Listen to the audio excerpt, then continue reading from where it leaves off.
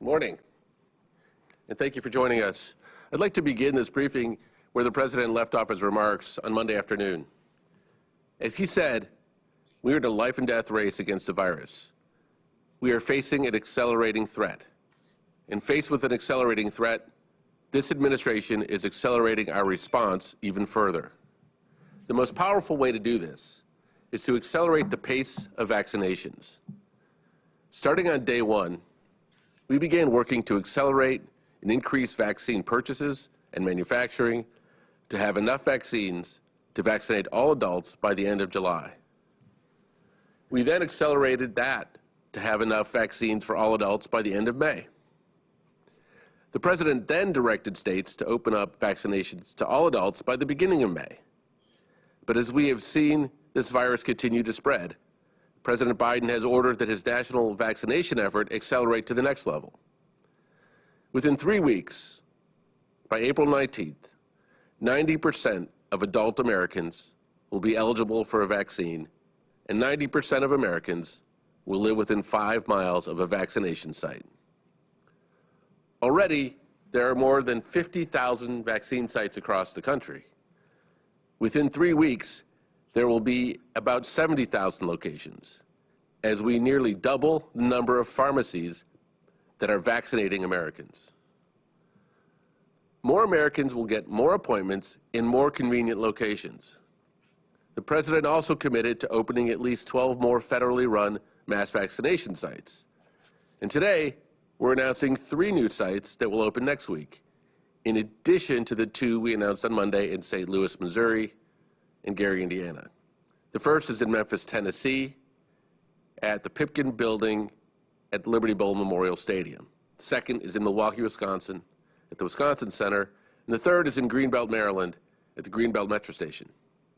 Each of these sites is the first federally run mass vaccination site in its respective state, and each is capable of administering 3,000 vaccinations a day.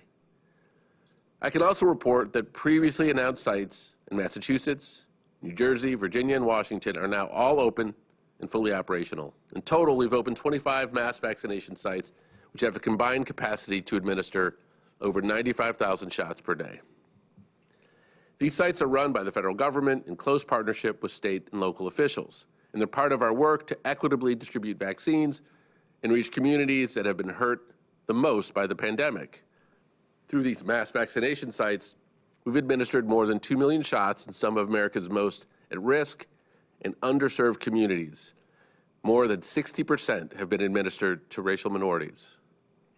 All of these efforts are on behalf of one thing: saving lives. We need to keep case numbers down so we can save lives and give people the chance to get vaccinated in April, May, and June, so we can enter the summer on the strongest footing possible.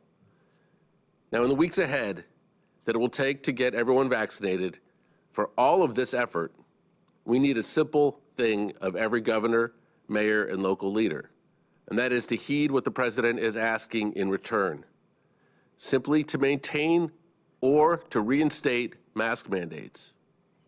And we need every American to do their part. Together, we can win this race and save lives. If we're acting on our own, we will lose even more people. If we're acting together, we can defeat this. And with that, I'm going to turn it over to Dr. Walensky and then to Dr. Fauci for some important updates from them. Thank you so much, Andy. I'm glad to be back with all of you today. As per usual, I will begin with an overview of the state of the pandemic. CDC's most recent data show that the 7-day average of new cases is slightly less than 62,000 cases per day. We continue to see an increase, and this is almost a 12% increase from the 7-day period prior. Hospitalizations also continue to increase. The most recent 7-day average, about 4,900 admissions per day, is up from 4,600 admissions per day in the prior 7-day period. And the 7-day average of deaths remains slightly above 900 deaths per day. As I said on Monday, this is a critical moment in our fight against the pandemic. As we see increases in cases, we can't afford to let our guard down. We are so close. so very close to getting back to the everyday activities we all miss so much, but no, we're not quite there yet. We need to keep taking the mitigation measures like wearing a mask and social distancing as we continue to get more and more Americans vaccinated every single day. Since early in the pandemic, COVID-19 has disproportionately affected certain groups in the United States, particularly Blacks, Hispanic and Latino, and Native American communities.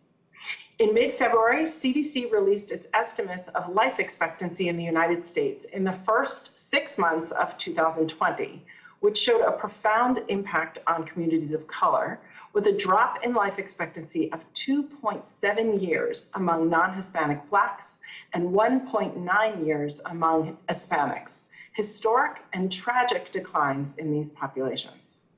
Today, CDC is releasing an MMWR that provides additional detail on provisional mortality in the United States for all of 2020, with a focus on deaths associated with COVID-19.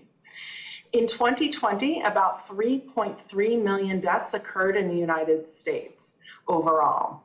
This represents a 16% increase in deaths from 2019.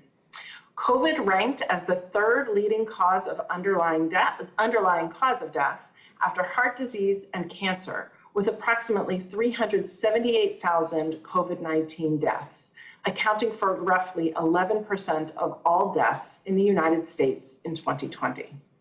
COVID-19 deaths were highest for older adults and males, and were higher, as we previously saw, among American Indian and Alaskan Natives, Hispanics, non-Hispanic Blacks, and non-Hispanic Native Hawaiian and Pacific Islander persons compared to non-Hispanic whites.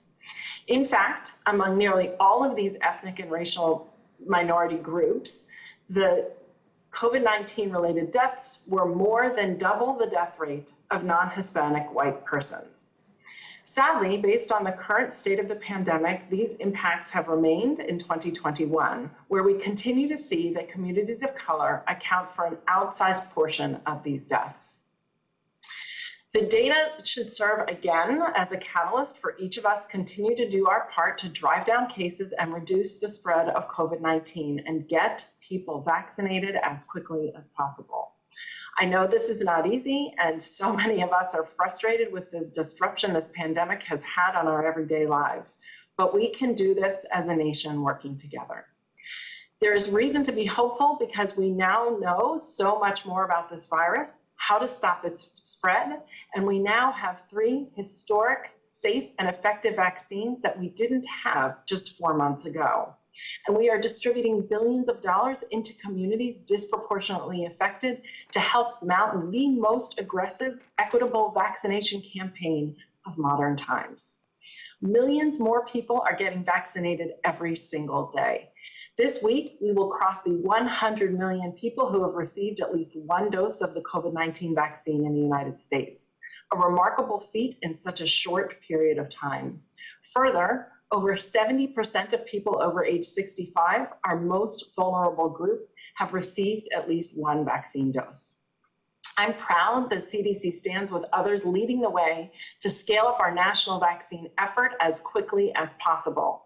As the President mentioned on Monday afternoon, we are working quickly to expand our federal retail pharmacy program from about 17,000 to 40,000 stores in communities across this nation to help everyone have ready access to vaccines.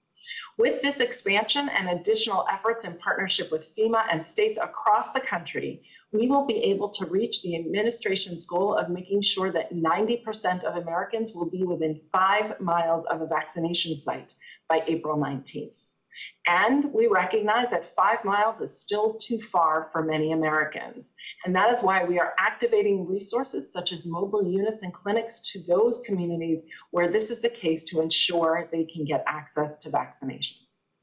CDC is also excited to partner with the Administration for Communities Living to support their efforts to get older at-risk adults and those with disabilities vaccinated. This is helping to provide critical access to COVID-19 vaccines to these individuals. Finally, I want to briefly share that today CDC is updating COVID-19 guidance for adult day service centers. These centers provide important social and health services to community-dwelling adults age 65 and older, as well as to adults of any age living with disability. We know these populations are at high risk for severe COVID-19 disease, and this guidance will help center administrators and staff protect themselves and adults receiving their services by promoting and engaging in preventive behaviors that reduce COVID-19 spread and help maintain healthy operations and environments of these facilities. You can find the updated guidance and resources for center administrators and staff on the CDC website. It's up to us, it's up to all of us to be part of this solution. Thank you for hanging in there with us for just a little bit longer and for doing your part to help others. Thank you. I'll now turn things over to Dr. Fauci. Thank you very much, Dr. Walensky. I'd like to spend the next couple of minutes talking to you about the subject of the potential role of vaccinations that we are currently giving in handling the variants that we see emerging in our society. Can I have the first slide? This is a slide which schematically diagrams the immune response to SARS-CoV-2. On the left-hand part of the slide is what happens when you get acutely infected. Multiple components of the immune response are operative. Antibodies, but also something we don't pay much attention to, and that is the cell-mediated response of what's called CD4 and CD8 cells. On the right-hand part of the slide is what happens when you recover, which is the state you try to mimic when you vaccinate an individual. In other words, you want to induce immune memory in the form of antibodies, CD4 and CD8 positive T cells, or what we call cell-mediated immunity, as well as memory B cells. Okay, next slide. So what I want to talk about in the next 2 minutes or 3 minutes is that the immune protection against COVID-19 variants, which is of obvious concern to us, when you are vaccinated against a wild-type viral strain, namely the common virus in society. There are two potential mechanisms that protect you against variants. One, a high titer of antibody that, although it's specific against the wild-type strain, it is high enough that there's a spillover effect against the variant. And the second, which I'd like to emphasize right now, is the T cell response that, although it's specific against the wild-type strain, there's a considerable degree of cross-reactivity against a range of variants, which is characteristic of T cells. This slide here shows the high level of antibody against a prime and a boost of the Pfizer vaccine. The point I was making a moment ago is that that level is so high that even when you diminish it by multifold, which is the case with the variant, you still have a good degree of protection. Next slide. But the other thing that we want to concentrate on is that now we're learning more and more that these CD4 and CD8 cells are very important in that they cross-react against certain viral variants, and they last for a long time. Next slide. This slide is in individuals who are actually infected, showing that immune memory response lasts for several months, but it also includes, besides antibody, what I mentioned, the very important T cells, which can help against the variants. Next slide. When you look at vaccinated individuals, as shown on this slide, you get T cell memory response again against the variants, not only against the virus to which you were vaccinated against, but as shown in this report, against a number of variants. Next slide. And finally, in a paper that came out just yesterday, it was shown very clearly that in individuals who recover from infection, if you look at their CD4 and CD8 positive T cells, they recognize virtually all of the variants of concern. So on the final slide, next slide, getting back to what I said in the beginning, we are seeing now immune protection against COVID-19 variants when individuals are vaccinated against the wild-type strain on two mechanisms: the antibody response that has a spillover effect, as well as the cross-reactivity. The bottom line message to everyone is why it's so important to get vaccinated. because vaccination is not only going to protect us against the wild type, but it has the potential to a greater or lesser degree to also protect against a range of variants. So when vaccination becomes available, get vaccinated. Back to you, Andy. Thank you. That's great news. All right, let's take questions. First question will go to Tamara Keith at NPR. Thank you. Thank you so much for taking my question. What we're wondering about at NPR today is whether there might at some point, and I don't know that this point is yet, but whether at some point there might be a shift in the allocation of vaccine doses based on demand rather than simply on population size. If there are, pockets of the country where demand is a little bit more slack, and there are other areas where there's a lot of demand and not enough supply, whether there might be a calibration that you guys are now starting to consider. That's a great question, Tamara. And without signaling anything specific, I want to answer that question at a high level. I think you're exactly right. We're going to go through stages as we vaccinate higher and higher portions of populations where it will make sense for us to continue to watch where vaccines are needed, how vaccines are distributed, the best way to reach more people. And we will be in a situation unlike one we're familiar with from the last couple of months, where we have an abundance of vaccines.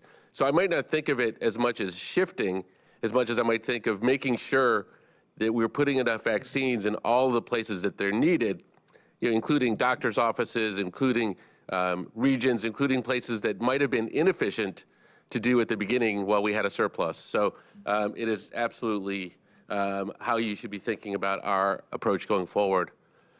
Next question. Stephanie Baker, Bloomberg. Thank you. Yes, this is a question for Dr. Fauci. Can you explain why you decided to issue a public statement questioning the AstraZeneca interim results? And do you think that their updated results will enable them to secure emergency use authorization? Because I think many countries around the world that are relying on the AstraZeneca vaccine will be taking their lead from the FDA, even if Astra doses are not used in the US. And then just another quick question. When do you expect the UK variant to become the dominant variant in the US? Thank you. Well, with regard to, excuse me, to your first question, I believe you're referring to the NIH statement that followed the letter that was sent by the DSMB to AZ, as well as with a copy to me. I did not have a statement questioning their data at all. I urged them to make sure that their data was up to date in the sense that the DSMB had written to them a rather harsh note saying they did not believe that the data that was in their press conference was the most recent updated data. The only statement that we made in our release was to encourage them to work closely with the DSMB to make sure that the data that they put into their press release is the most update and accurate data. So I didn't question their data at all. I just urged them to work closely with the DSMB. And I'm sorry, your second question? I think the second question was related to variants, and I can just sort of fill you in. B117, we know from our most recent data, is about 26% of circulating virus right now. We are looking at it by region. It varies in region from 4 to 35%. And so we're watching this very carefully, but it is starting to become the predominant variant in many US regions.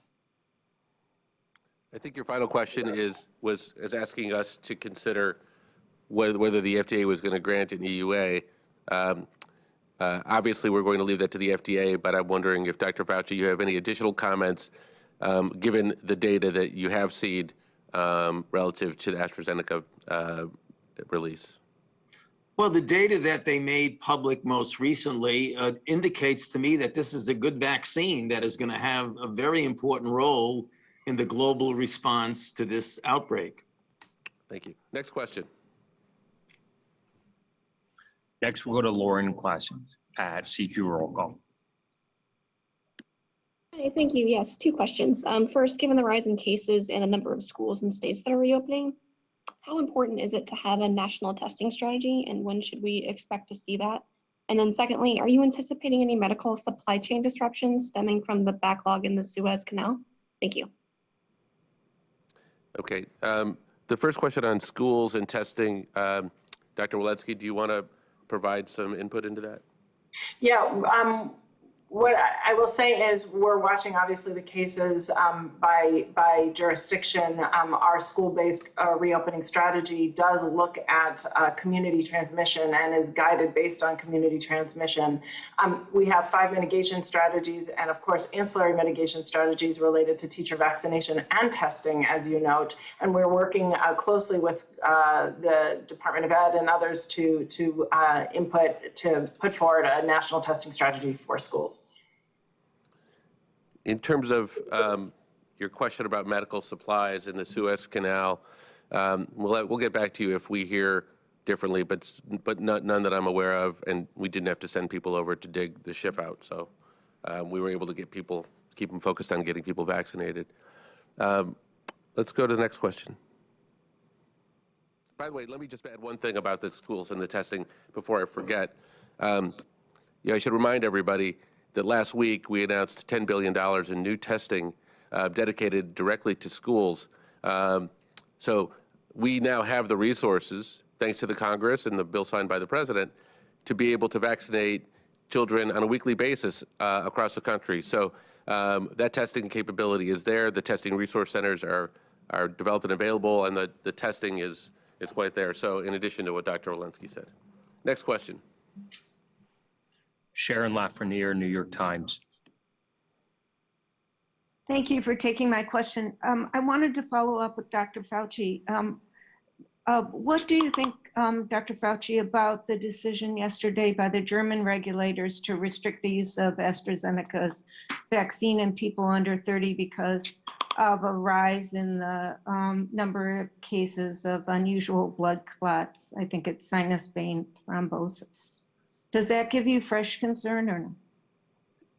Well, I only have to go back to the European Medicines Agency, the EMA, which again have made the statement that is their opinion that the clotting issues that were seen with the AZ, the frequency of that was no more than in the general population not associated with vaccines. So, I don't have any further opinion on that except to say that you're talking about a situation in the European Union, and the regulatory agency that's responsible for what goes on in the European Union feels that that is not an issue, that it is in fact the same level as you'd expect in the general population. And let me just pile on to assure the public of the following. The FDA will conduct a completely thorough analysis of the application that's submitted and all the data from AstraZeneca. And Dr. Fauci, as he always does, will help the public interpret whatever comes out of the FDA when they review that data. So people should be very assured that we have the best regulatory bodies who study these matters in the world. We'll be looking at this data, and the best scientists in the world will help people understand whatever comes out of that. So I think we should wait until we see what happens with that process before anybody jumps to conclusions. Next question. Jeremy Diamond, CNN.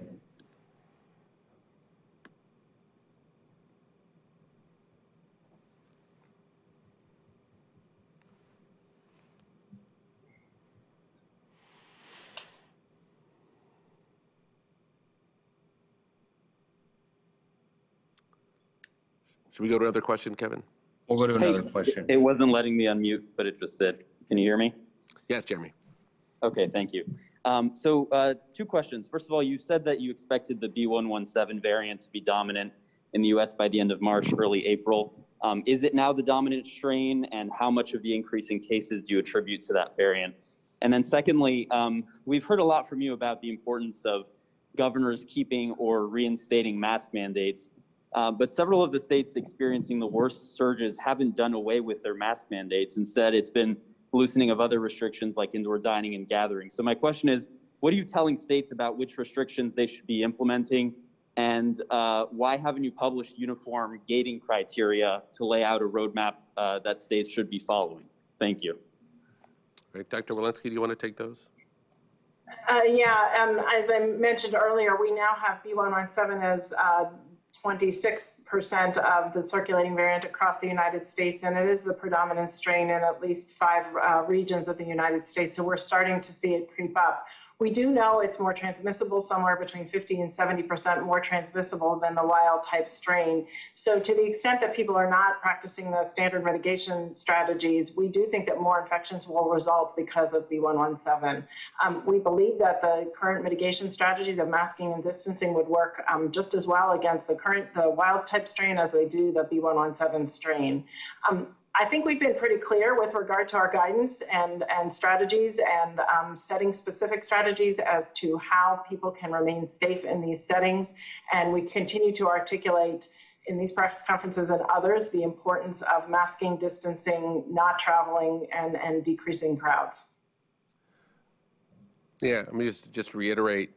I think 3 times a week for the last 10 weeks, Dr. Walensky has made the same points over and over and over again, because repetition is good and it's important.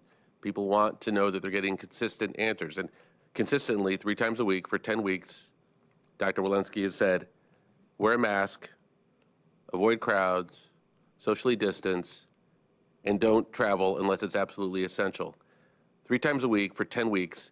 We repeat that in all our conversations with governors. We repeat that in all our conversations with local officials. And we're not the only ones saying it. Public health officials from departments and agencies across the country make the same points, so that people who are in violation of that are choosing to do that. They're not confused about where we stand. And to your point, Jeremy, that's not the only factor that drives case growth. And even where there are mandates, not everyone complies by them. But where the variants are at any given time is obviously also another important factor. Next question. We're going to squeeze one more question in. We'll go to Sikan Akpan at New York Public Radio.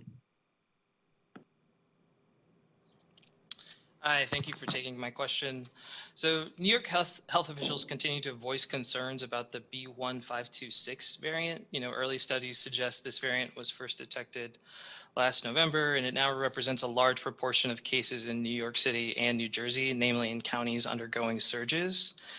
Yet the CDC still classifies B1526 as a variant of interest rather than a variant of concern. I'm wondering what additional evidence is needed before B1526 is classified as a variant of concern. Does the CDC plan to release state-by-state case numbers on the New York variant rather than just a rough proportion? And what's the national tally of B1526 cases so far? Thank you for that question. I'm going to have to get back to you on the details on the national tally. What I will say is that there is an interagency group that looks at these variants and classifies them, and it is that interagency group CDC is a part of that is actually looking at exactly this question right now. Thank you. Thank you all. I want to just take the opportunity for us to wish everyone on the call a happy holiday season and a safe holiday season. Thank you very much.